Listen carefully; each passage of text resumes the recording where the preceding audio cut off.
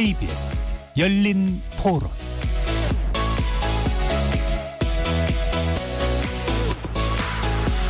안녕하십니까. KBS 열린 토론 배종찬입니다.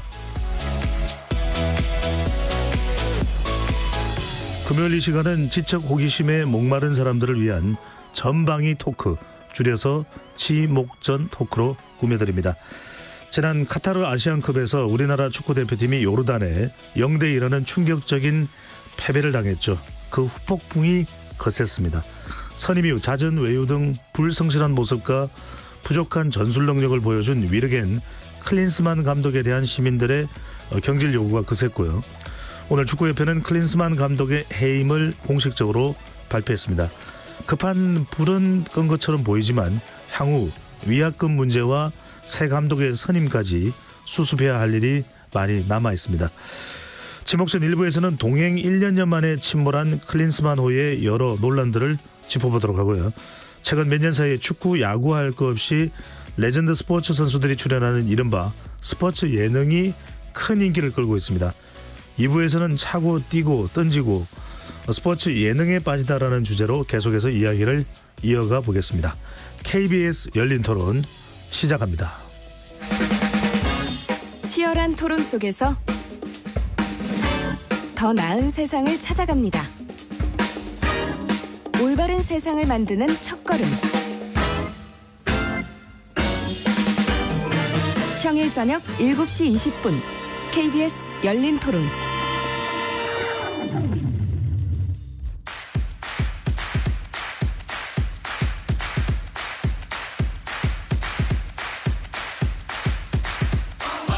지적 호기심에 목마른 사람들을 위한 전방위 토크, 지목전.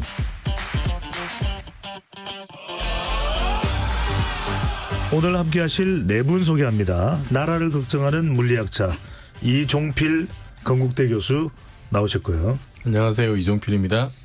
네, 강재림 변호사께서 잠깐 웃으셨죠. 네. 문학을 사랑하는 영화평론가 강유정 강남대 교수 나오셨습니다. 어서 오십시오. 안녕하세요. 강유정입니다. 네, 오늘 주로 말씀을 많이 해주실 분입니다. 요즘 축구 때문에 잠 못 이루는 기자 김현민 축구 전문 기자 나오셨습니다. 어서 오십시오. 예, 안녕하세요. 스포츠를 사랑하는 변호사죠. 강전의 변호사 함께합니다. 네, 안녕하세요. 강전의 변호사입니다. 네, 열린 토론 문자로 참여하실 분은 샵 9730으로 의견 남겨주시면 되고요. 단문 50원, 장문 100원의 정보 이용료가 붙습니다. KBS 모바일 콩과 유튜브를 통해 무료로 참여하실 수 있고 모바일 콩에서는 보이는 라디오로도 참여할 수 있습니다. 과연 또 네 분의 축구에 대한 의견 그리고 스포츠에 대한 내용은 어떨까요? 이야기는 어떨까요? KBS 열린 토론 지목전 토크 지금부터 시작합니다.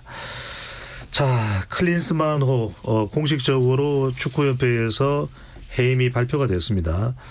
자, 이 해임 발표 내용부터 시점상으로 먼저 또 짚어보지 않을 수 없는데 김현민 기자께 먼저 여쭤봐야 될 것 같습니다. 오늘 오전에 정몽규 축구협회장이 클린스만 감독의 해임을 발표했습니다. 자, 이 전력강화위원회가 15일 열렸었죠. 경질로 의견이 모아졌고요. 클린스만 감독의 경질, 여론의 압박, 또 여론에 밀려서 정몽규 회장이 이 전력강화위원회의 경질 의견을 받아들였다. 이렇게 봐야 될까요? 그러니까 저는 사실 뭐 여론에 떠밀려서라고 보기보다는 네. 어제 그 전력강화위원회가 있었을 때 클린스만 감독의 발언이 루비콘강을 건넜다라고 생각을 해요. 거기서 그 손흥민 선수와 이제 이강인 선수의 그런 마찰이 팀 성적에 영향을 끼쳤다. 이런 발언을 한 것 자체가 이건 수장으로서는 절대 해서는 안 되는 발언이거든요. 네. 왜냐면은 그 선수단 관리의 총책임은 감독이 지고 있잖아요.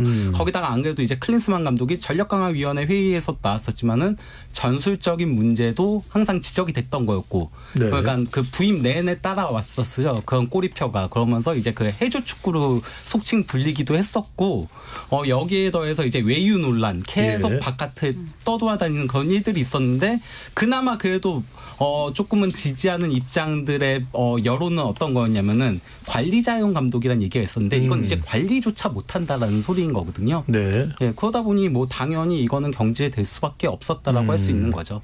가장 기본적인 관리 능력조차 갖추지 못하고 있는 감독이었다. 예. 왜 그런 감독을 그럼 선임을 했느냐 이런 논란도 있긴 합니다만 김영민 기자는 선수 출신은 선출은 아니신 거죠. 예, 아닙니다. 축구에 대한 전문성으로 이제 관련 기사 분석을 하시고 또 작성도 하시는데 우선 이건 짚고 넘어가지 않을 수가 없습니다. 지금 오늘까지 전개되는 상황을 보면 심지어는 뭐 이천수 선수가 우리 또 국가대표 출신이죠. 또 이강인 선수와 통화하고 뭐 이런 내용이었다고 해서 올리고 또 영국의 더 선지에서 스포츠 전문 기자도 아닌 사람이 이 기사를 또 처음 올렸다고 그래요. 예, 그래서 맞아요. 그 부분부터 먼저 좀 이야기를 해 주시면 좋을 것 같은 게 우리가 왜냐하면 많은 혼란 속에 이 문제를 논의하면 그것 자체가 방향타가 잘못 설정돼 있는 것일 수도 있어서 자 먼저 거슬러 올라가서 8강전이 끝나고 4강 경기가 치러지기 요르단전의 경기가 있기 바로 전날 김현민 기자가 정확하게 팩트로 파악하고 있는 건 어떤 내용이 진실 내용입니까? 이게 그러니까 그 현장에 있었던 기자들 사이에서도 조금은 말이 다르긴 하거든요. 네. 그러니까 아무래도 이제 선수들이 조금은 엉켜 있었다 보니까 이제 정확하게 어떻게 된 건지까지는 확인을 시켜줄 수 있는 사람이 없어요. 그러니까 그냥 단순히 조금 마찰이 있었던 건 분명히 있었다. 그게 근데 어느 정도의 물리적인 행동이 있었는지까지는 아무도 확인할 수 없다에 가깝거든요. 예. 근데 이제 이게 말이 전해지고 여러 이제 출구들을 통해서 이제 말들이 나오다 보면은 조금은 과장되는 것도 있고 아니면은 뭐 별거 아니다라고 보는 입장도 있고 사람마다 이 판단 기준이 다른 거잖아요. 예.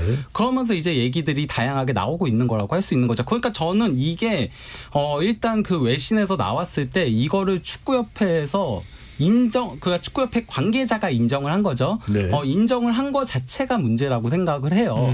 이게 왜냐면은 일단은 이런 일들이 있을 때 대부분 바로 인정하지 않아요. 우리는 그거 확인을 하겠다. 확인하겠다. 확인하고 나서 나중에 입장 발표하겠다. 이렇게 얘기를 하거든요. 그렇기 때문에 거기다가 그 시간대가 외국 유럽에서 뛰고 있는 한국 선수들이 자고 있을 시간이었어요. 그러면은 먼저 연락이 돼서 조금은 사정들을 듣고 그 다 취합해가지고 자기네들도 조사를 하고 그러고 나서 이제 명백하게 하나의 출구를 통해서 얘기를 해야 되는데 그러지 않았다라는 거죠. 김 교수님 말씀 듣고 보니까 그 축구 관계자라는 사람이 내용조차 파악하지 못하고 인정을 했다는 말씀인가요? 그 축구협회에서 그렇게 했다라는 건 거죠. 네. 자 식사를 했다라는 것. 식사와 또 탁구는 이제 사실이 확인이 됩니다. 네. 근데 궁금한 것은 여하튼 가장 핵심적인 건 두 사람과의 관계입니다. 손흥민과 이강인인데 이강인 선수가 근데 또 자신의 SNS에 사과를 올렸단 말이거든요. 네. 핵심적으로 뭘 잘못했다는 겁니까? 그것도 뭐 이강인 선수가 나중에 이제 자세하게 이강인 선수 그 법무법인에서 그렇게 얘기를 했죠. 네. 나중에 이제 자세하게 조금 상황들을 밝히겠다라고 얘기하기 전까지는 또 이게 사실이다 이렇게 얘기하기 조금 힘든 부분은 있긴 하지만요. 어쨌건 간에 그 손흥민 선수와 이강인 선수 사이에서의 말다툼 정도는 분명히 있었다라는 거죠.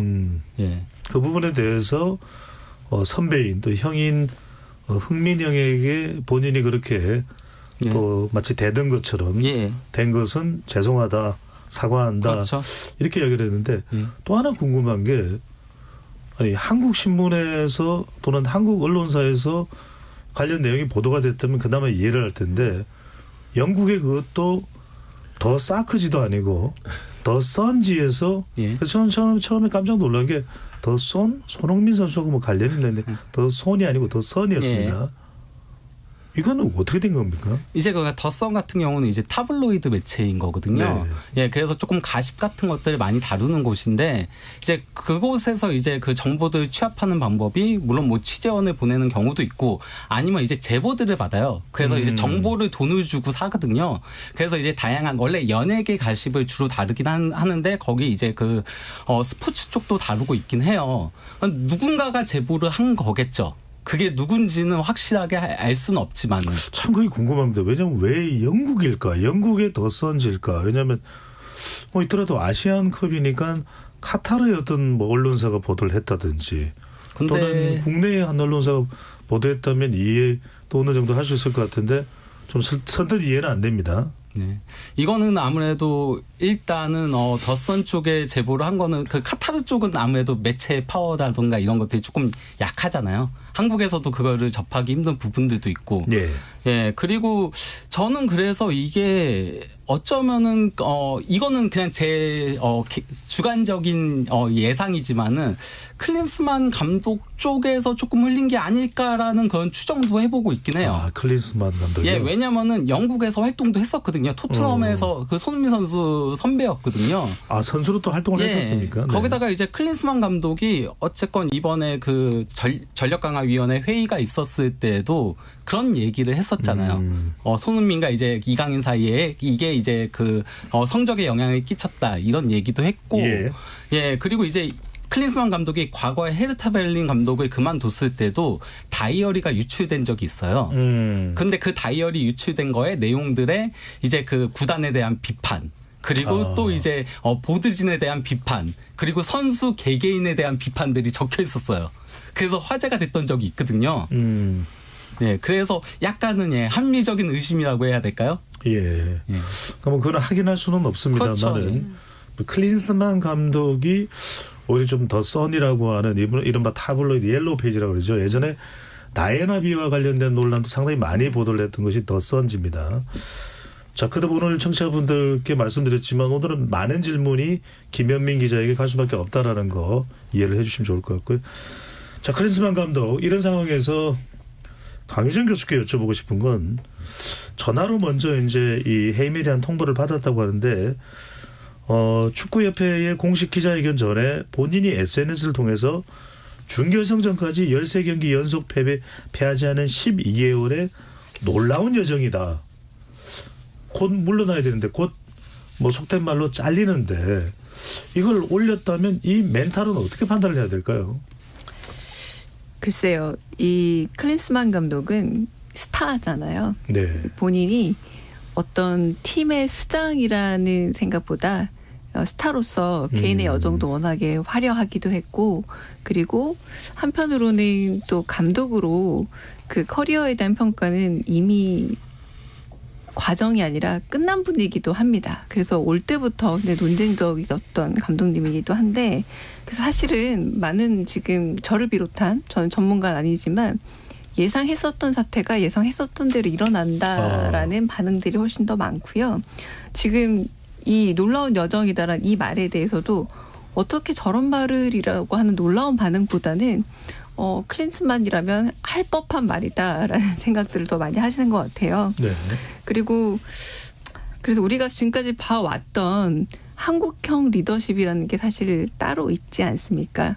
그러니까 뭐 히딩크 감독이라든가 언제나 꼭 우승을 바란다라기보다 승리를 바란다라기보다 특히 축구팀에 대한, 그래서 손흥민이 주장일 때 그 보여주는 리더십처럼 클린스만도 한 조직의 리더로서 보여주는 리더십에 대한 기대감이 있는데 마지막까지 일종의 절차와 한편으로 어떤 태도의 문제에 있어서 많은 분들이 그래도 마지막까지 좀 기대한 부분이 있었다면 끝까지 조금 아쉬운 부분을 남긴, 이를테면 이것도 하나 그 엠바고를 좀 어긴 측면도 없지 않아 있고요. 네, 그런 부분에서 아쉬움이 있습니다. 그러니까 이 내용만 보면은 클린스만은 변하지 않을 사람이고 앞으로도 또 똑같을 것이다라는 생각을 할 수 있는데, 근데 또 선뜻 또 납득을 안 가는 건 김현미 기자.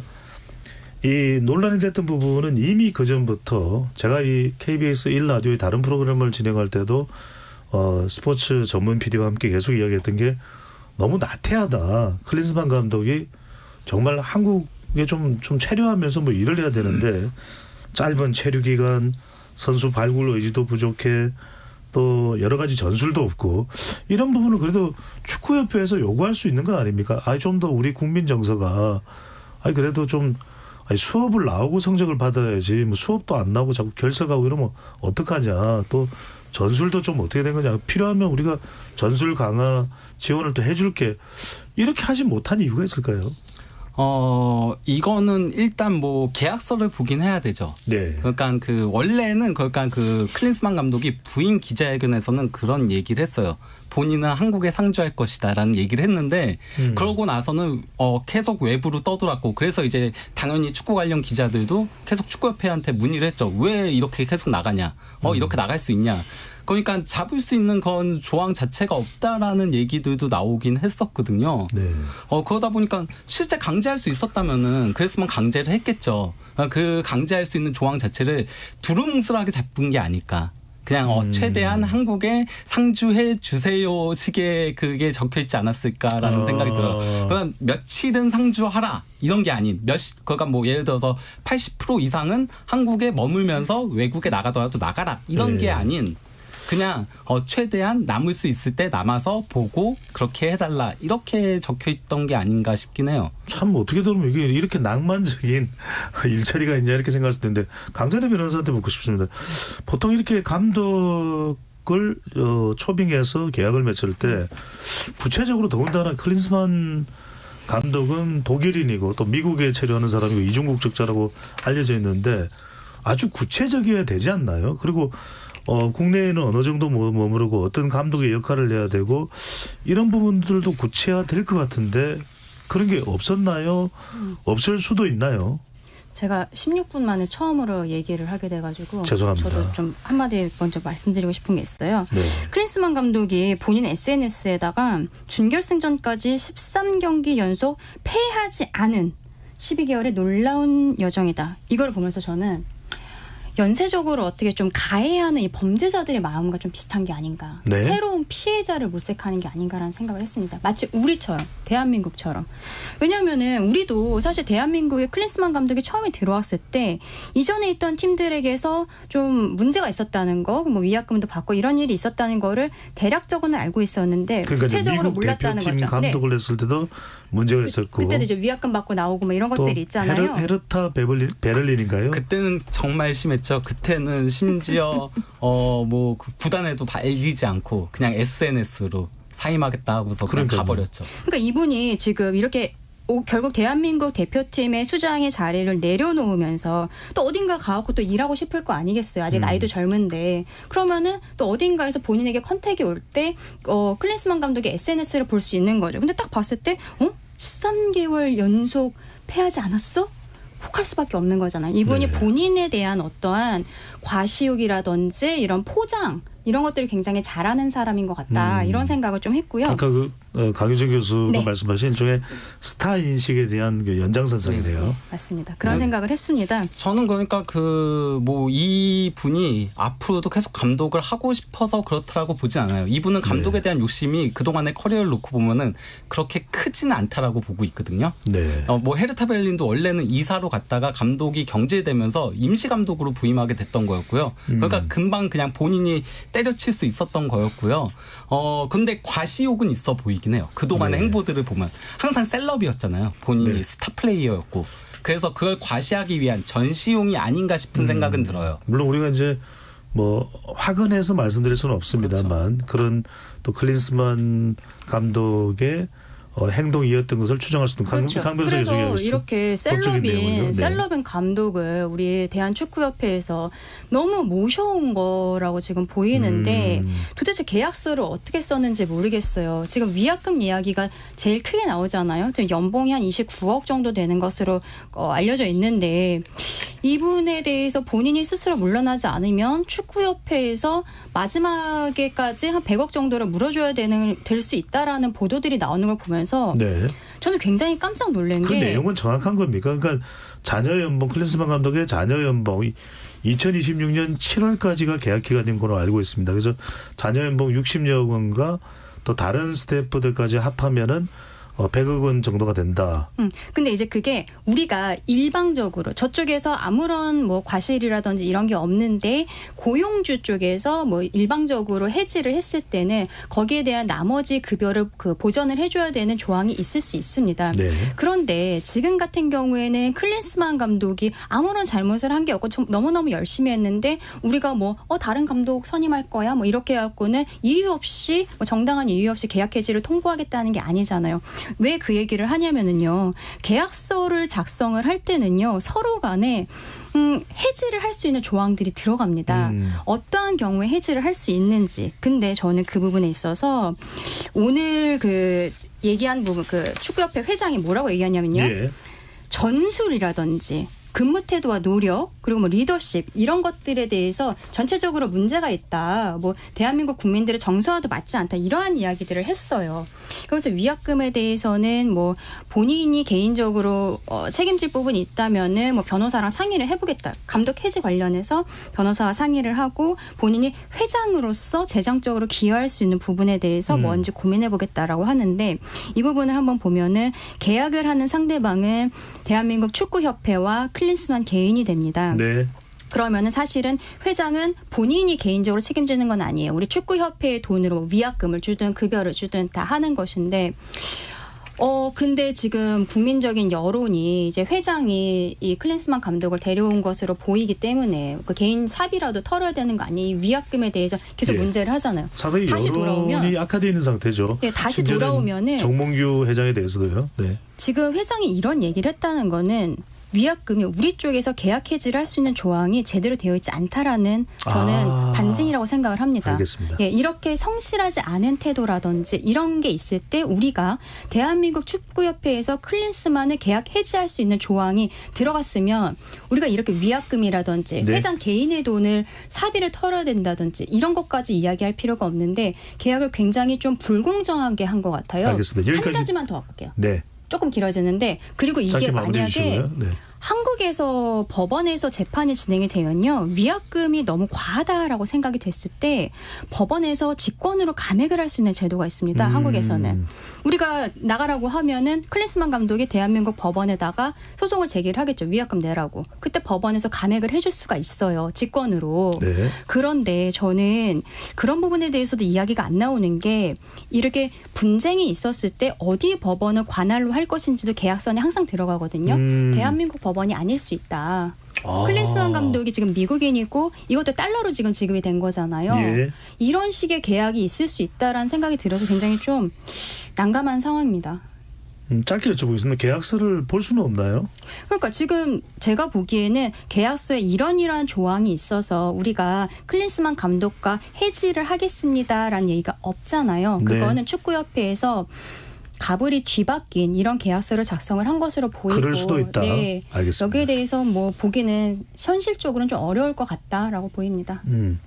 기본적으로 스포츠계 네. 같은 경우는 그 연봉이라던가 이런 거와 관련된 계약서들을 공개를 하지 않는 게 원칙이죠.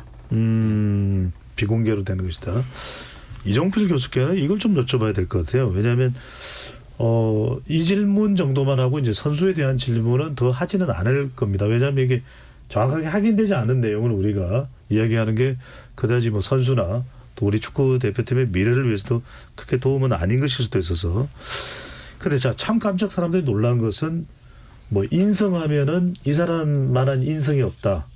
네, 손흥민 선수를 이야기하죠. 그리고 이제 이강인 선수 그러면 뭐 국민 남동생 이야기도 나오고 뭐 어린 시절 나라라 슛돌이 우리 KBS에서 방송을 했던 프로그램이죠. 많은 사랑을 받았고 두 선수가 정말 형 동생 잘 지낸다고 생각을 했는데 같이 찍었던 CF도 있는 걸로 알고 있습니다. 그런데 식사하는 자리가 지금 보도된 내용에 따르면 커뮤니케이션에 의미가 담겨 있는 그런 식사 자리다. 또 몇몇 선수들과 함께 주로 이제 어린 선수들로 표현이 됩니다. 이강인 선수와 함께 탁구 치러 갔는데 그게 손흥민 선수에게는 결정적으로 문제가 됐던 부분이다. 이런 형태의 다툼 이전에도 이런 비슷한 것들이 혹시 들어보신 적이 있는지 국가대표 관련해서요? 글쎄요. 뭐 제가 뭐 그냥 이래저래 듣기로는 어떤 뭐 외국의 클럽팀이나 이런 데서도 뭐 다른 나라 국가대표팀도 마찬가지고 이런 식의 어떤 사소한 마찰 같은 거는 뭐 좀 일상적으로 있을 수 있다고 생각을 해요.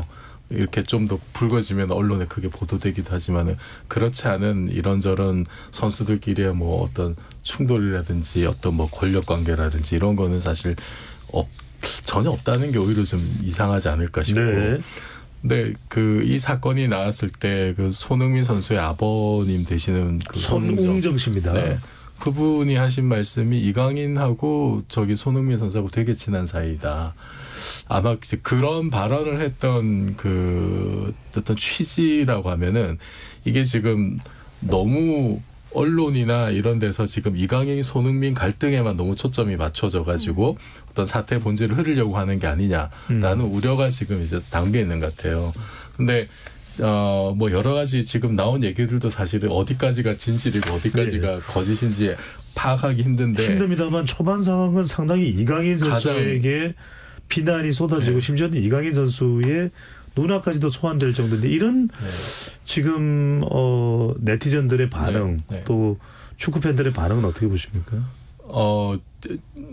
지금 사실 사람들이 전부 다들 좀 흥분해 있는 상태이기 때문에 또 거기에 불을 지른 기사들이 이제 쏟아져 나오고 있고 축구협회도 거기에 사실 좀 공범인 면이 있는 것 같아요. 그래서 우리 일단은 그 사실 이강인 선수 같은 경우에도 굉장히 한국 축구의 미래잖아요. 그래서 일단은 좀 그 최소한의 애정을 가지는 마음이 필요할 것 같은데 지금 그 보니까 그 파리 생제르맹이 챔피언스 리그를 하고 있는데 레알 소시에다드하고 경기를 지금 치러야 되는데 최종 명단에서 이강인 선수가 빠졌거든요. 그래서 이거 가지고도 사실은 지금 추측이 막 있습니다. 왜 빠졌는지 공식 발표는 있었습니다. 네, 바이러스라고 하긴 하는데 그 전에 이제 그 훈련할 때는 또 멀쩡했다고 하니까 그래서 이제 여러 가지 추측성 보도들이 나오고 있고. 그리고 그 이강인 선수가 했던 말 중에 이제 뭐 탁구를 치러 가고 이제 개인 휴식 시간을 가지고 싶었던 걸로 지금 그 고참들과 이렇게 좀 마찰이 있었던 것 같은데 거기에 대해서 뭐라 그랬냐면은 코치진도 가만히 있는데 왜 형들이 내 휴게 시간 방해하느냐. 이제 이런 항변을 했다고 해요. 뭐 이 정도는 좀 진실일 것 같아요. 뭐 실제로 이제 신체 접촉이 어디까지 됐는지 논란이 많습니다만. 근데 이 말을 뒤집어 보면은 코치진이 가만히 있었다라고 하는 건 그 코치진이 기본적으로 선수교를 전혀 이거를 통제를 못했다는 거잖아요. 이게 굉장히 중요한 시합을 앞두고 있는 시기인데 그런데 코치나 감독이 어떤 선수들에 대한 최소한의 어떤 통제 이런 것이 없었다는 반증이어서 저는 이 문제에 오히려 이제 이쪽에 좀 더 포커스를 맞춰야 되지 않는가 알겠습니다. 싶습니다. 관리가 안 됐다는 건데 김병기 기자께는 많은 분들이 궁금해하는 것 중에 하나가 일단 이강인 선수에 집중이 될 수밖에 없습니다. 하나만 더 여쭤보고요. 벤투 감독 때는 전임 벤투 감독 때는 이강인 선수가 좀처럼 기억이 잘 안 됐어요. 그 이유가 뭔가요? 그때는 그러니까 벤투 감독도 여러 차례 밝히기도 했었는데요. 그냥 아직 그때까지는 그 조금 더 성장하기 이전이었어요. 그러니까 아직은 대표팀에서 주전으로 뛸 만한 그런 이제 육체적으로도 완성되지 않은 상태였었던 거였거든요. 인성 문제는 아닙니다. 아닙니까? 예, 전혀 아닙니다. 그러면. 알겠습니다. 자, 여러분들 혹시라도 관련 부분에 궁금증이 있으실 수도 있어서 근데 이제 여쭤본 것이고. 자, 그런데 문제는 이제 방금 전에 이정필 교수가 이야기한 대로 그런 다툼은 정말 숱하게 우리가 볼 수 있는 것이고 각 국가의 이 정상급 선수들이 모이는 영국의 프리미어리그나 이탈리아의 세리에 리그에서도 볼 수 있는 현상들인데 뭐 싸웠다 뭐 심지어는 뭐 멱살잡이를 했다 외국인에서 데이비드 베컴은 뭐 축구화를 걷어찼다 뭐 그런 얘기도 있었는데 이걸 뭐 감독이 그래도 이게 지금 토너먼트 경기가 결승을 목표해서 다투고 있는데 왜 관리가 안 됐을까요? 적어도 전술은 없어도 또 한국의 체류는 잘 안 해도 선수 관리만큼은 잘할 것으로 클린스만 감독을 믿었다라는 이야기가 있어요. 그거는 그러니까 착각이었던 거죠. 선수 관리를 잘하는 사람이 아니죠. 사실 방임령에 가깝죠. 선수들을 풀어주는 영역에 가깝거든요. 가장 그 대표적인 예가 그 대표팀 경기가 울산에서 이제 대전에서 이렇게 있었던 적이 있거든요. 원래는 다 같이 움직여야 돼요. 다 같이 움직여야 되는데 클린스만 감독은 알아서 각자 움직이라고 했어요. 이게 근데 굉장히 위험한 거거든요. 만약에 각자 뭐 그래서 KTX에 모자 쓰고 가고 막 이런 것들 사진도 올리고 했었는데 그러다가 사고라도 나면은 정말 큰 일인 거거든요.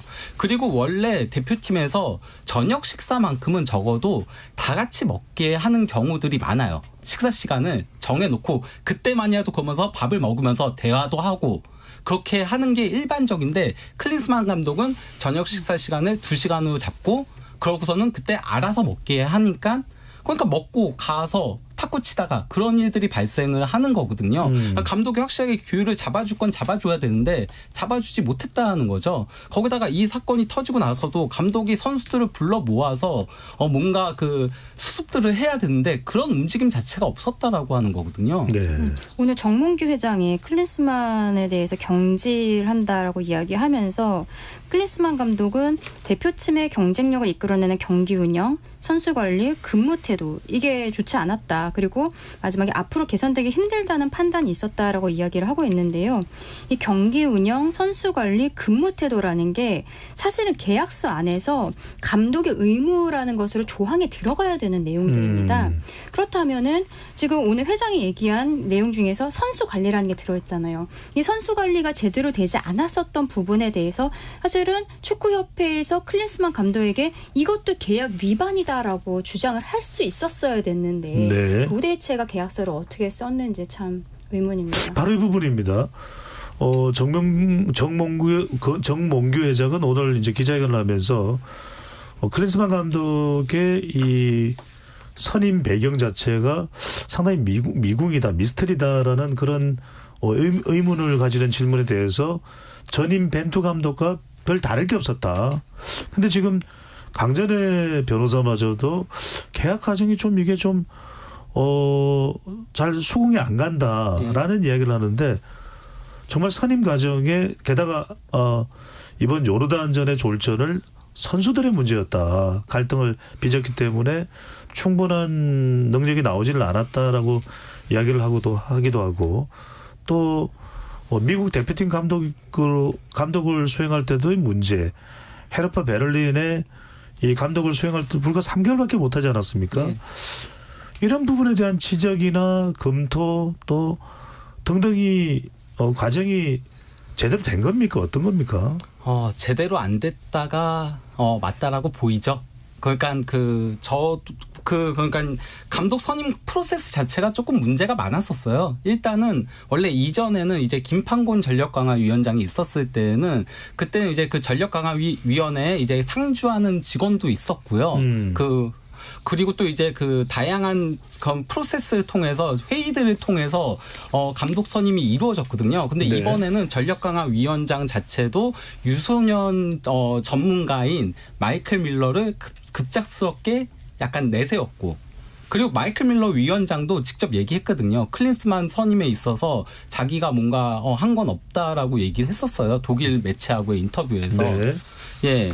그러니까 거의 그리고 또 이제 예전에는 전력강화위원회에서 감독 선임이라던가 이런 것들을 자기네들이 하는 그런 프로세스가 있었는데 이번에는 바뀌었어요. 성격 자체가 바뀌었어요. 전력강화위원회로 거의 이전의 기술위원회에서 바뀌면서 그러면서 감독 선임이라던가 아니면 해임이라던가 이거를 제안할 수 있고 조언할 수 있는 걸로 바뀌었어요. 이 결정은 모두 다 회장이 할 수 있게 바뀐 거거든요. 그렇군요. 예, 그러면 이 부분은 굉장히 중요한 부분이라고 할 수 있는 거죠. 그러니까 그 선임 과정에 있어서의 변화에 회장의 결정이 없다고 할 수 없다. 이렇게 그렇죠. 우리가 이해할 수 있는데 이 교수님. 그 밀러 그 위원장도 클린스만이 되는지 몰랐다는 취지로 이렇게 얘기를 한 적도 있는 걸로 알고 있어요. 네, 맞아요. 네. 그러니까 이거는 사실 어떤 시스템도 이렇게 그 회장 중심으로 바뀐 데다가 그나마의 어떤 최소한의 절차 이것도 무시한 게 아니냐라는 얘기들이 나올 수밖에 없죠. 거기다가 제가 하나 더 추가를 하자면요. 그 감독 선임 그러니까 감독 후보들을 추리는 과정에서 저도 이제 후보를 추천하는 입장이 있었거든요. 김 기자도요? 예. 그래서 이제 제가 추천했던 감독들도 있긴 해요. 근데 그때 이제 그 고려됐던 사항들이 어떤 거냐면요. 젊은 감독이었고요. 현대 축구의 전수의 트렌드를 따라갈 수 있는 감독이었고요. 네. 좀 그리고 이제 다양한 분석 툴 같은 것들도 활용할 수 있는 그리고 좀 조금은 실패했지만 다시 반등을 할 필요성이 있는 그런 젊은 감독을 원한다라고 했었어요. 그래서 저도 거기에 맞게 후보군들을 추렸었거든요. 근데 클린스만 감독은 여기에 맞지 않는 유형의 감독이에요. 일단 나이부터도 그렇고요. 그러네요. 지금 김현민 기자가 이야기하는 그 조건과 비추어 보면은 클린스만 이제 전임 감독이 되겠습니다. 전 감독은 상당히 거리가 있어 보이는데 자 이런 상황이다 보니까 국민 여론은 극도로 악화됐습니다. 목표했던 아시안컵 결승도 또 우승도 하지 못했는데 강 교수님 이러다 보니까 뭐 붉은 악마죠. 우리 축구 팬 모임인데 정몽규 회장과 축구협회 지도부 사퇴를 요구하고 있습니다. 좀 감정적인 문제로 우리가 이걸 봐야 될까요? 아니면은 정말 정몽규 회장의 사퇴가 여론을 떠나서 좀 필요한 그런 국면이라고 봐야 될까요? 정몽규 회장 사퇴뿐만 아니라 축구협회에 대해서 많은 분들의 여론이 요즘에 많이 쓰는 말 중에 하나가 그 카르텔이란 표현이 있잖아요.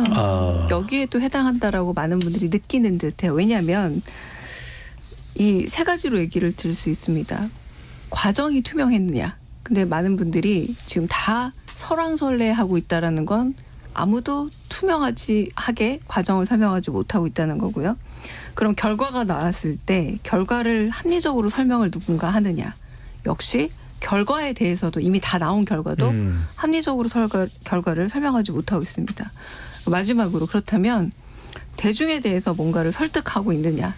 미래라던가 혹은 아무도 설득을 하고 있지 못하고 있는데 이 축구협회와 그리고 축구협회 회장에 대한 불만과 의심 그리고 한편으로 지금 모든 것들은 사실 이번 사건을 통해서 폭발한 거지 축적되어 온 바가 너무 높다라는 거죠. 그래서 저는 이게 하나 이제 고름을 터트린 거지 이번 사건 때문에라고 사람들이 감정적인 대응이라고 저는 절대 보지 않습니다. 그래서 게다가 지금 기자님이 말씀하셨을 때 지금 하시는 말씀을 훌륭한 선수들이 해외 진출을 많이 하고 있기 때문에 한국의 그 축구 팬들과 관객들의 이 시선이나 축구에 대한 지적 이해도가 거의 전문가 수준으로 다 올라가 있어요. 우리 대한민국 국민 전부가 축구와 정치의 전문가죠. 영화도 마찬가지입니다. 네. 그러니까 박찬욱 감독과 봉준호 감독이 늘 말할 때 뭐라고 한국의 관객들의 높은 수준 때문에 저 영화가 만들어졌습니다라고 얘기하고 있어요. 근데 지금 축구협회나 회장들 보면은 전혀 그렇게 생각하고 있지 않은 것 같아요. 우리가 정보를 숨기고 어느 정도 약간 권위주의 방식으로 여전히 유지를 하면은 이게 유지가 될 수 있다고 생각하는 것이 지금 대중과 마찰이 드디어 터진 문제가 이번 문제라고 생각하고 있기 때문에 적극적인 해명과 적극적인 미래에 대한 비전을 내놓지 않으면 진짜 위기다라는 생각이 듭니다. 저는 거기에 더해서 시스템이 빨리 구축되어야 된다고 생각해요. 지금 현재 문제들이 발생한 거는 어쨌건 간에 벤투호 때까지는 그래도 어느 정도 시스템이 있었기 때문에 정상적으로 굴러갔거든요. 근데 이제 벤투호가 물러나고 김판곤 전력강화위원장이 물러나고 나서 그다음에 시스템 구축이 되지 않았어요. 그러다 보니까 결국은 정 회장 독단으로 하는 것들이 너무나도 많아졌고 그러다 보니까 말만 많이 나오는 거고 이런 문제가 발생을 했다라고 생각하기 때문에 시스템부터 제대로 구축하고 그렇게 나가야지 조금은 변화가 있지 않을까라고 생각을 하고 있습니다. 네. 뭐 대기업의 CEO의 이 축구협회장 관련된 부분도 좀 여쭤보고 싶은데 이건 또 이야기하자면 또 한도 끝도 없을 것 같아서 일부 마지막으로 김현민 기자께 이걸 여쭤봐야 될 것 같아요. 지금 사실 우리가 북중미 월드컵도 3월에 앞두고 있고 피파 순위가 100위가 넘는 태국과의 경기긴 하지만 우리가 뭐 이번 아시안컵을 보면은 이게 순위가 중요한 게 아니더라고요. 자, 손흥민 선수와 이강인 선수 우리 축구의 대들보입니다. 두 사람이 뭐 앙숙이 된다는 건 있어서는 안 될 일이고요. 지금 손흥민 선수가 그래도 굉장히 이게 좀 일파만파 커지는데 이강인 선수에 대한 비난도 걷잡을 수 없을 정도로 쏟아지고 손흥민 선수의 뭐 추가적인 발언이나 뭐 이게 입장이 나왔습니까? 아직까지는 나온 건 없어요. 이거 어떻게 해야 될까요? 김현민 기자 보기에는 어떻게 이 부분에 대한 것을 좀 해결할 수 있을까요? 두 사람의 자칫 갈등으로 이어지면 안 되는 부분인데. 예. 뭐 그러니까 일단 그 선수들이 잘못했다는 건 부인할 수 없는 사실이잖아요. 그렇기 때문에 이게 그리고 사실은 그러니까 원래는 라커룸 안에서의 일은 라커룸에서 해결해야 돼요. 이게 축구판에서의 기본적인 원리예요. 원칙인 거고요. 그래서 그 퍼거슨 감독도 예전에 그 베컴이 그 1998년 월드컵 때 어렸을 때, 예, 그때 이제 그 시메오네한테 파울범해가지고 퇴장당해가지고 그 영국에서 전 국민적인 욕바지가 됐었을 때. 역사적인 장면입니다. 예, 그때 이제 라커룸에다가 성을 지었다라고 표현했었거든요. 그러면서 외부로부터 완전히 단절을 시키면서 보호를 했어요, 선수를. 그러면서 다시 재기할 수 있게 해줬었고, 뭐 호날두하고 루니하고 이제 월드컵 때 부딪혀가지고 그 윙크 사건이 있었을 때도 그때도 다들 보내라 내보내라 이랬을 때도 보호해주고 했었는데 지금은 그런 게 전혀 없었어요. 도리어 아까 얘기했다시피 누가 이거를 발설한 건지도 모르겠고 그리고 축구협회는 솔직히 말하면은 부인만 하더라도 부인까지는 아니더라도 침묵만 하더라도 이게 암묵적 합의가 될 수 있는 건데 적극적인 합의를 했어요. 본인들이 먼저 나서서 얘기들이 나왔었다고요. 그런 문제가 있었거든요. 그렇기 때문에 이게 굉장히 조금은 문제였다라고 개인적으로 생각을 하고 네. 근데 뭐 선수들 간의 충돌 같은 거는 원래 예전에도 항상 있었던 거예요. 많이 있거든요. 특히 훈련하다 보면 더 많이 있기 때문에 알겠습니다. 예, 뭐 이런 것들은 시간이 해결해 줄 문제라고 생각을 합니다. 그러니까 징계 줄 건 확실하게 주고 조사도 제대로 하고 그러면서 조금은 네. 명명백백하게 조금 밝힐 필요가 있지 않나 싶습니다. 비난이 많이 쏟아지고 있습니다. 이강인 선수에게. 저는 뭐 이게 참 많은 분들의 의견이 다 다르실 수 있기 때문에 참 함부로 할 얘기는 아닙니다만 이럴 때 정말 인성하면 우리 손흥민 선수 아닙니까? 통 크게 한번 이강인 선수를 그냥 안아주면 형으로서 어떨까 하는 생각도 제 개인적인 의견입니다. 해봅니다.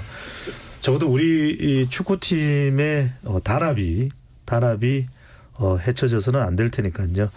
자, 오늘 많은 분들이 관심을 가지는 축구 주제라서 시간이 훅 갔는데 일단 이 이야기를 좀 마무리하면서 입으로 넘어가야 될 것 같기는 합니다만 한 가지 이야기는 좀 더 해봐야 될 것 짧게 여쭤보고 싶은 게 김현민 기자께 자 어쩌나 그럼 감독 부재면 어떻게 대행이 되는 겁니까? 아니면은 빨리 3월 중순에 있을 시간이 촉박합니다. 뭐 지난번에 후보로 올랐던 사람들을 대상으로 해서 빨리 긴급 인터뷰를 해서라도 다음 감독을 뽑을 수 있는 상황일까요? 어떨까요? 물리적으로는 좀 힘들다라고 보이고요. 거기다가 제가 아까도 여러 차례 얘기 드렸다시피 시스템 자체가 제대로 구축되어 있지 않기 때문에 이번엔 정말 잘 선임을 해야 된다라고 보거든요. 그렇기 때문에 3월에는 어쩔 수 없이 임시 감독 체제로 가고 네. 그러고 나서 이제 정식 감독을 6월 A매치 전에 이제 조금은 잡는 형태로 가는 게 맞지 않나 싶긴 합니다. 6월 전에 정도의 다음 감독이 선임될 필요도 있겠다는 말씀이군요. 자, 1부 이렇게 마무리하고 로고 듣고 2부로 돌아오겠습니다.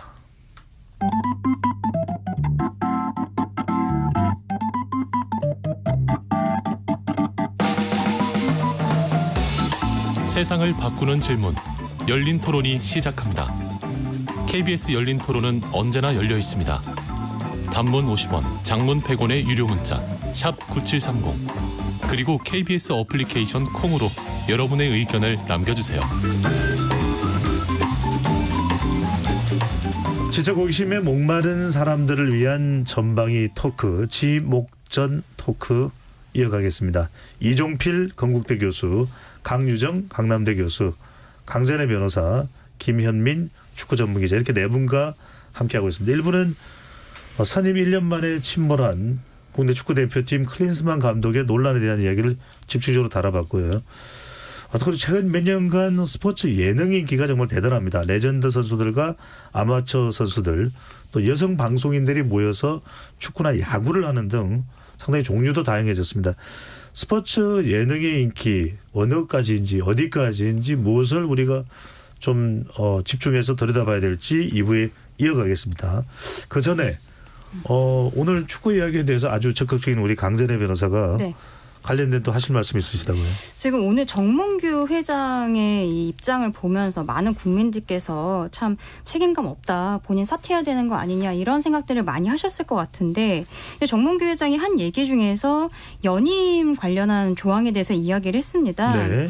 2018년도에 축구협회 총회를 할 때 회장 임기를 4년까지 제한하도록 본인은 정관을 바꿨는데 당시에 그 위의 기관인 대한체육회랑 문체부에서 이 조항을 승인을 안 해가지고 지속되고 있다. 네, 본인이 이제 지속하고 있다. 그 말은 이제 뭐 그만두기 싫다는 얘기인데 네. 결과적으로 이 얘기는 지금 축구협회 위에 대한체육회가 있고 대한체육회 위에 지금 문체부가 있는 거잖아요.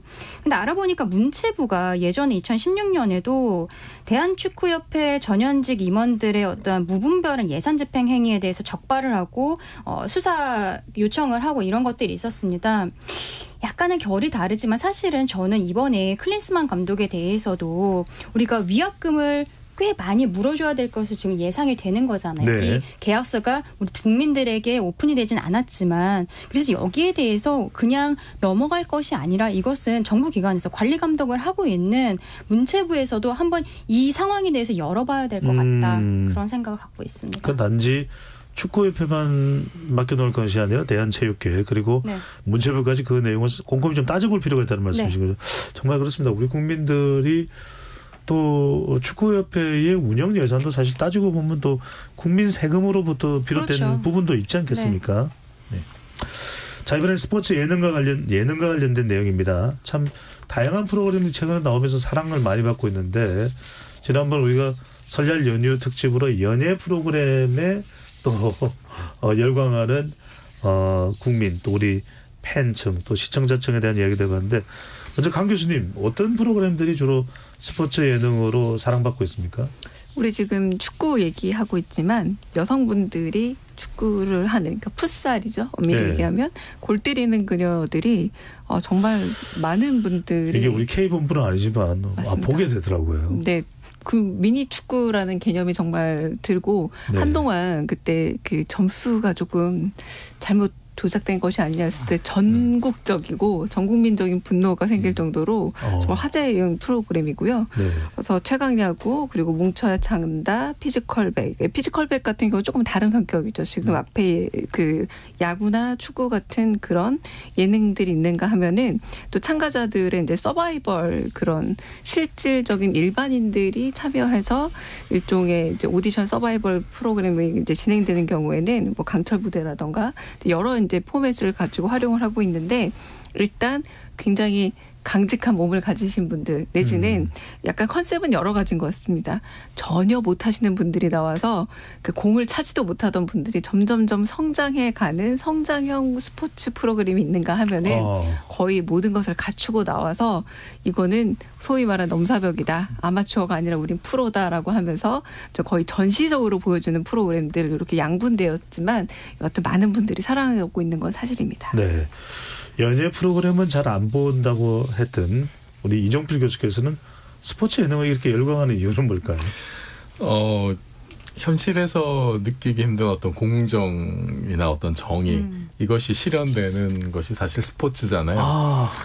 그것이 예능과 결합했을 때 주는 쾌감이 굉장히 클 것 같고 저 같은 경우도 골 때리는 그녀는 굉장히 이렇게 좀 빨려들더라고요. 정말 네. 빨려들고 제가 또 개인적으로 굉장히 좋아했던 프로그램은 강철 부대 하고 그냥 피지컬백도 굉장히 이제 흥미롭게 봤어요. 이거는 말하자면 최강자를 가리는 거잖아요. 누가 진짜 센지 한번 겨뤄보자. 그 승부 자체가 주는 쾌감이 있고 어릴 때도 왜 보면 저 어릴 때는 뭐 마징가 Z가 세냐 로봇 태권브가 세냐 이런 요즘 아마 어린이들은 또 다른 식의 어떤 그 겨rum을 그 생각을 할 텐데 네. 그런 어떤 상상력을 현실로 보여주는 거죠 이런 게. 그래서 저도 굉장히 재밌게 보고 있고 강철 부대 빨리 좀 후속편 나왔으면 좋겠다는 바람을. 네. 본다고 해서 강철 부대 출연자들만큼 처럼 몸이 되는 건 아니겠죠? 전혀 아니죠. 저는 사실 제가 병역 특례로 그 병역을 했기 때문에 네. 굉장히 좀 그 특수부대 대원들 보면서 상당히 고마운 마음으로 야 저분들 때문에 나라가 지켜지는구나 그런 마음으로 보고 있습니다. 네. KBS 열린 토론 출연자들의 특징은 고백 아닌 자백을 하게 된다고 다시 한번 더 확인하게 되고 근데 참 궁금한 건 사실 축구는 남성들만의 전유물이었거든요. 그래서 여성 앞에서 참 하지 말아야 될 이야기가 두 개인데 이제 군대 이야기와 축구 이야기. 근데 군대에서 축구한 이야기. 그렇죠. 우리 강선임 여사 콕 집어주시는. 근데 요즘에는 정말 남녀 사이의 축구 이야기로 밤새는 줄 모른다라는 이야기 들 정도로 2030 여성들이 풋볼도 있고 풋살도 있고 참여가 굉장히 높고 또 심지어는 그런 관련된 용품도 비싼 가격에도 막 살 정도인데 아니 강선임 변호사도 공을 실제로 차본 적도 있어요? 축구 저는 차에서? 이제 축구하기에는 좀 나이가 좀 많아갖고는 뼈가 부러질 수 있으니까 조심하고 있습니다. 근데 네. 이게 하게 된 게 약간 저는 그 부분이 있는 것 같아요. 저 어릴 때만 해도요. 그 남학생들은 축구, 야구 같은 거를 하고 여학생들은 발야구 그리고 뭐 이렇게 뭐 피구 네, 이 정도 약간 뭔가 고무줄 이야기하실 줄 알았는데 그건 남녀가 아니죠. 하는 그 스포츠가 초등학교 때부터 이미 좀 나눠져 있었어요. 그래서 저는 고등학교 때까지 또 심지어 중학교, 고등학교 여중여고를 나왔기 때문에 축구를 사실 살면서 한 번도 해본 적이 없습니다. 근데 저보다 조금 아래인 세대들도 저는 큰 차이는 없을 거라고 생각을 해요. 그런데 이제 최근에 이러한 축구 같은 게 붐이 일면서 여성들이 그동안에는 축구 얘기 싫어했던 게 나는 실제로 별로 경험해보지 않았던 스포츠거든요. 그렇기 때문에 거기에 대해서 그렇게 재밌는 거 몰랐는데 뭐 이렇게도 차보고 저렇게도 차보고 실제로 해보니까 왜 남자들이 그렇게 빠져들어 있었는지 그거를 알게 되는 거죠. 결과적으로 지금 우리 21세기 넘어오면서 계속 뭐 젠더리스들이 생기고 있지 않습니까? 예. 모든 것이 뭐 옷도 그렇고 저는 스포츠에 젠더리스는 있어서도 남녀 간의 경계가 없어지는. 그렇죠. 예, 그게 스포츠에서도 이제는 좀 이루어지고 있는 게 아닌가 그렇게 생각을 합니다. 김현미 기자는 네. 이런 여성들의 축구 열광 트렌드 네. 실제로 뭐 우리도 이제 상당히 변화가 있지만 뭐 미국이나 영국이나 일본 같은 경우에는 뭐 여자 축구가 상당히 이제 일반화되게 됐습니다. 네. 이런 현상들 달라진 상황 어떻게 봐야 될까요? 뭐 아무래도 이제 과거와는 다르게 남자는 남자, 뭐 여자는 여자 이런 것들의 구도가 조금은 깨지고 있잖아요. 그러다 보니까 이제 여자들도 적극적으로 스포츠에 관여하는 그런 부분들도 있는데다가 저는 이것도 상당히 크다라고 생각해요. 결국 스포츠가 그 인기를 끄는 데 있어서는 스타 파워가 무시할 수 없는 거거든요. 근데 요즘 이제 한국 축구가 조금 그래도 붐을 일으키고 있는 것들, 특히 여성 팬들이 굉장히 많이 발생하고 있는 거는 결국 카타르 월드컵으로부터 촉발된 팬들의 유입이 굉장히 컸다라고 생각해요. 특히 이제 뭐 이강인 선수라던가 조규성 선수라던가 이런 선수들이 약간 스타 파워를 보이면서 네. 그러면서 유입된 여성 팬들이 굉장히 많거든요. 그러다 보니까 최근에 이전까지는 대표팀 경기에 여성 팬 비율이 24% 정도였는데 지금은 57%로 도리어 남자를 역전을 했어요. 그 팬들이 굉장히 많이 가고 또 이강인 선수의 인기에는 약간은 예능도 어느 정도는 영향을 끼쳤어요. 슛도 네. 어렸을 때. 그러다 보니까 어릴 때부터 성장하는 것들을 다 봐왔고 그리고 이게 약간 좀 아이돌 팬 이거랑 조금 비슷하다는 얘기들을 많이 하는데 볼 게 많아야 되고 발굴될 게 많아야 되는데 이강인 선수는 그걸 충족시켜주는 선수예요. 그래서 옛날 모습들 막 이런 것들 다 영상 찾아보고 네. 하다 보니까 더 빠져들게 되는 그런 것들이 있는 거죠. 그렇군요. 이렇게 돌면서 패스하는 나라라 슛돌이의 이강인 선수의 바로 그 마르세유 턴 그 놀라웠고 고일이 됐지만 우리 인천 유나이티드의 유상철 감독의 또 수제자였기도 그렇죠. 했죠. 이강인 선수. 네. 근데 지난번에 연예 프로 할 때와 비슷한 성격도 좀 있는 것 같은데 이 교수님 좀 여쭤보고 싶은 게 그럼 운동이 좋으면 직접 하면 되는데 꼭 축구뿐만 아니라 최근에 이제 스포츠 예능을 많이들 재밌게 또 보거든요. 보면 뭐 경쟁하는 것도 보고 한 골 들어갔니 두 골 들어갔니 보는데 직접 자기가 하기보다는 이런 스포츠 예능을 보면서 즐기고 또 열광하고 또 시간을 보내는 거 이거는 어떤 현상이라고 봐야 될까요? 일단은 그 사실 팬데믹 때문에 뭐 사실 외부 활동이나 이런 게 굉장히 좀 막혀 있었잖아요. 그동안은 사실 뭐 할 수 있는 게 없으니까 대리만족을 일단 할 수밖에 없었던 것 같고 그리고 그 예능 프로에서 사실은 소재가 굉장히 이제는 할 거 다 했다라는 얘기들이 나올 때쯤에 이게 그 사실 스포츠 예능이 또 하나씩 터지면서 굉장히 또 새로운 볼거리를 주고 어떻게 보면은 새로운 시장을 하나 개척을 한 거죠. 예. 개척을 했고 그리고 또 하나 제가 좀 저는 그러니까 골 때리는 그 그녀들의 어떤 흥행, 그 정말로 예기치 못한 흥행이 사실은 그런 볼거리 많은 스포츠 예능의 부음에 좀 불을 지핀 면이 좀 있고 그 이전에도 뭐 이제 뭐 비슷한 포맷들이 좀 있었습니다만 네. 그리고 실제로 사실은 우리나라 선수들 손흥민 선수가 예를 들어서 EPL을 득점왕을 하고 이거는 야 우리 살아생전에 이런 일이 있을까 싶은 일들이 벌어진 거잖아요. 달에 착륙한 거 비슷하네요. 그런 거랑 비슷한 거죠.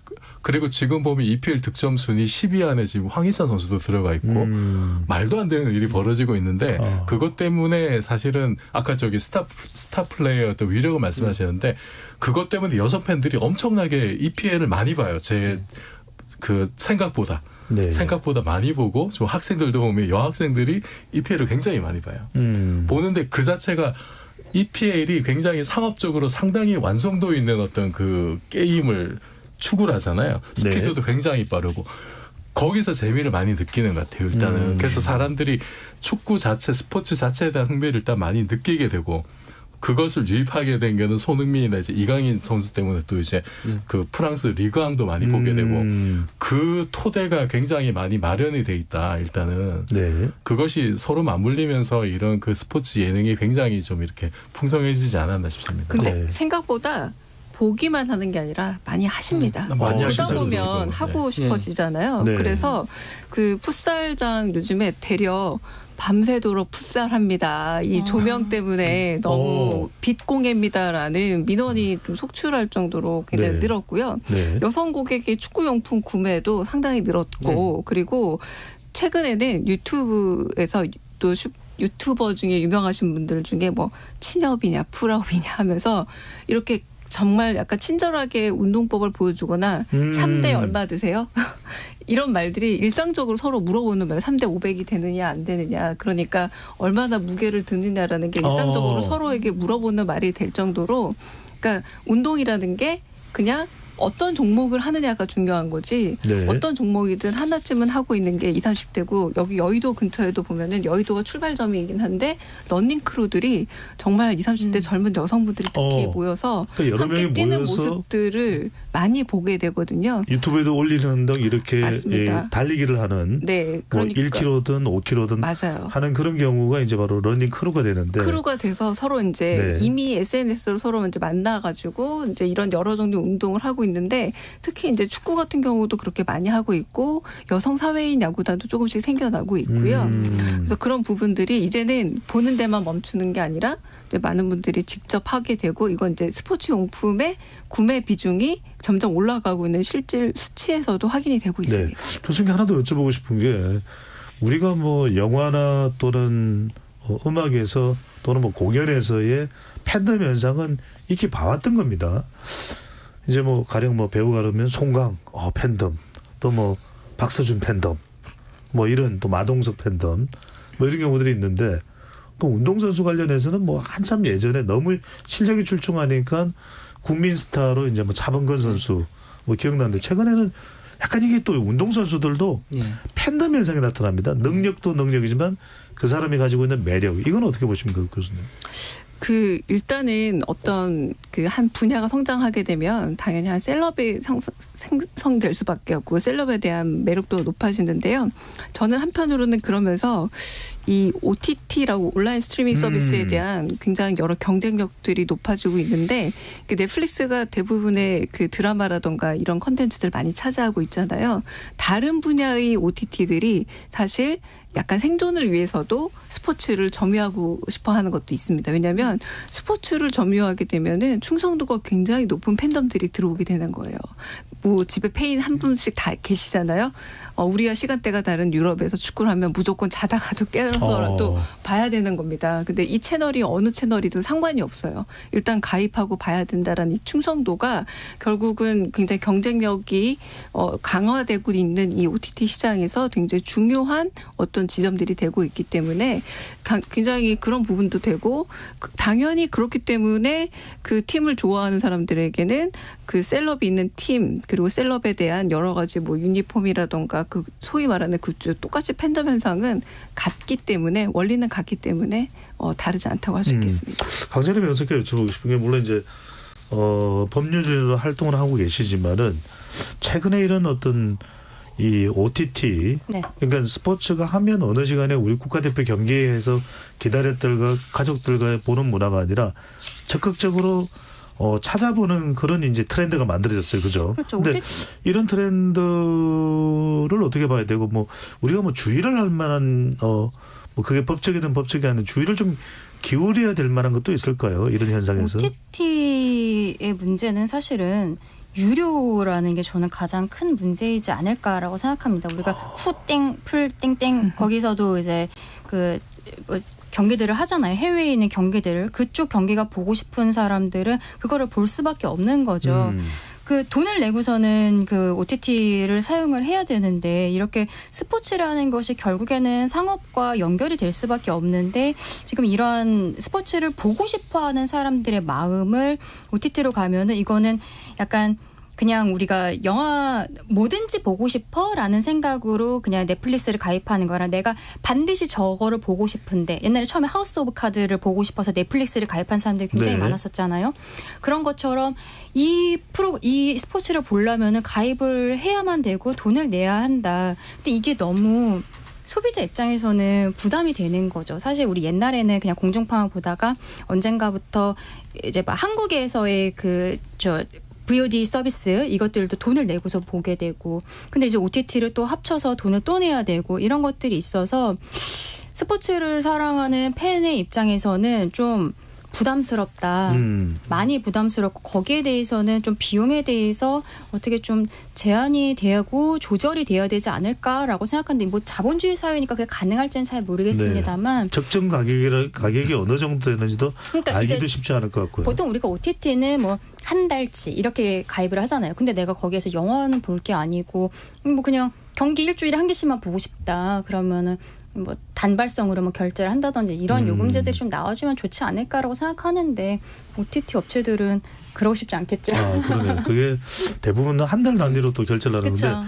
김현미 기자께 여쭤보고 싶은 게 이번 아시안컵도 네. OTT를 통해서 이제 중계가 되는데 그러다 보니까 예전에는 좀 더 많은 국민들이 또 쉽게 또 거의 비용 부담, 추가 부담 없이 접근할 수 있는 우리 KBS를 통해서도 많은 주요 경기들이 중계되는데 최근에는 달라진 양상 이 부분에 대해서는 좀 우리가 우려하거나 좀 축구 전문 기자로서 살펴볼 부분이 있을까요? 뭐 그러니까 일반적으로 프로 스포츠 같은 경우는 어쩔 수 없는 부분이 있다라고 생각을 해요.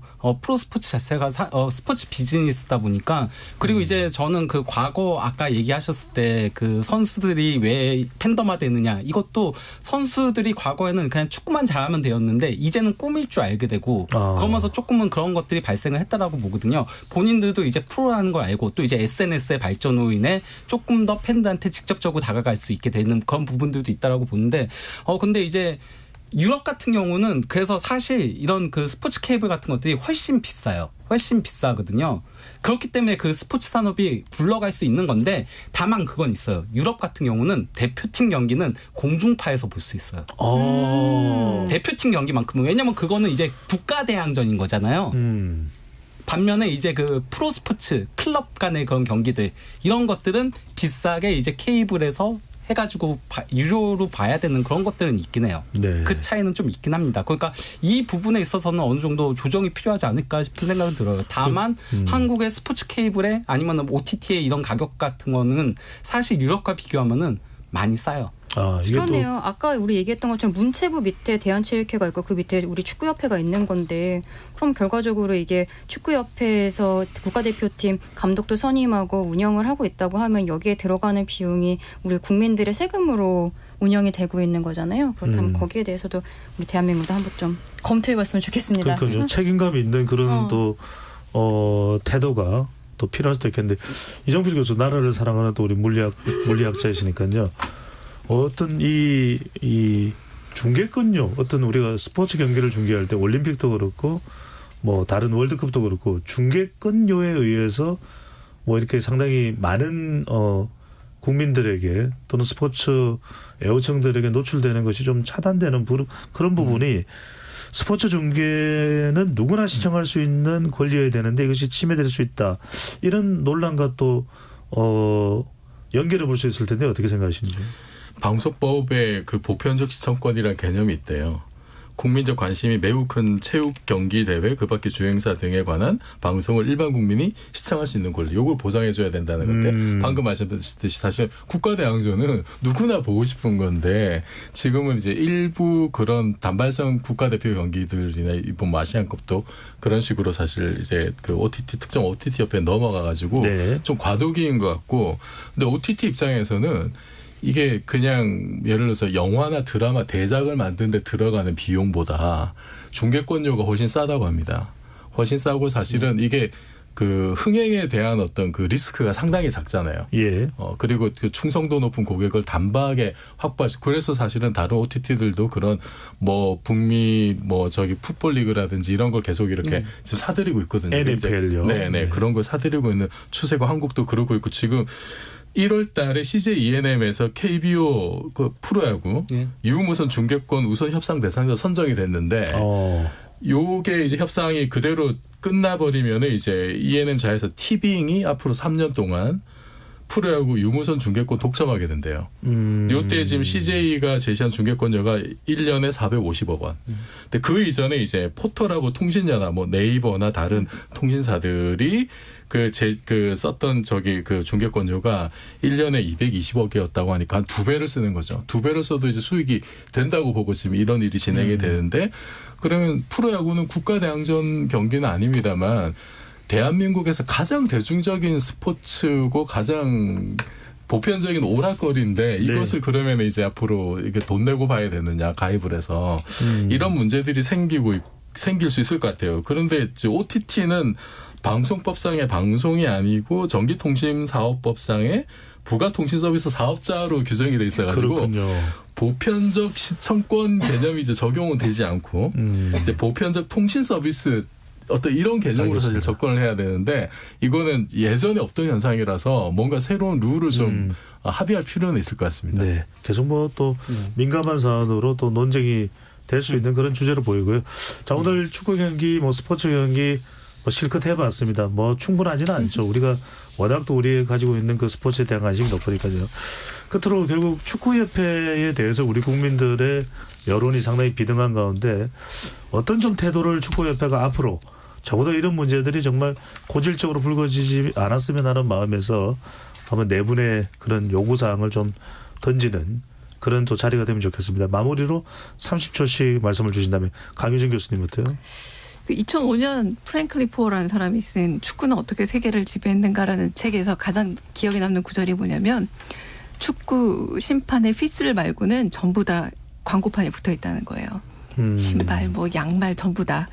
돈과 관련된 게 결국은 축구 문제인데 우리 계속 돈 얘기를 했던 기억이 이제 나고요. 어쩔 수 없다는 생각이 들고 두 가지만 짧게 얘기를 하자면 링가드가 FC 서울로 왔잖아요. 저는 그냥 축구만 하러 온 게 아니라 서울이라는 이 문화적 컴플렉스에 왔다고 생각을 하거든요. 그러니까 여러 가지 뭐 패션 사업도 하고 뭐 여러 가지로 자기 이미지를 구축하는데 이 서울이라는 곳이 굉장히 매력적인 곳으로 있기 때문에 왔다는 생각이 들고 마지막으로 클리스마는 셀러브리티를 넘어서 축구 로비스트로 좀 약간 활동 영역을 넓혀보면 어떨까라는 충고도 한번 해봅니다. 네, 조언까지 해주셨습니다. 강진혜 변호사님 30초 내로 하셔야 돼요. 20초만. 저는 아까 말씀드린 거 그냥 다시 말씀드리면 될 것 같아요. 이번 사안에 대해서 그냥 축구협회의 자정 노력만은 우리가 기다릴 것이 아니라 정부에서 좀 열어볼 수 있는 부분이 있다면 최대한 한번 열어보고 축구협회 협회 회장에 대한 선임 과정에 대해서도 다시 한번 살펴봐야 될 것 같다. 그런 생각입니다. 이 교수님은요? 손흥민, 이강인을 키운 게 대한축구협회가 아니라는 현실을 좀 가슴 아프게 봐야 될 것 같아요. 앞으로는 우리나라에서 정말 손흥민 같은 선수가 자라날 수 있는 그런 시스템 만들어야 되지 않겠느냐. 그리고 더 이상 이렇게 재벌 회장님들이 어떤 협회나 연맹으로 오는 이런 좀 후진적인 시스템 바꿔서 축구인들 중심의 축구협회가 만들어졌으면 좋겠습니다. 김현민 기자는 한 단어만 말씀을 해주시면요. 시스템을 제대로 구축하자. 알겠습니다. 감사합니다. 자, 지목전 토크 오늘 네 분과 함께했습니다. 네 분 모두 감사드립니다. 감사합니다. 지금까지 KBS 열린 토론 배종찬이었습니다.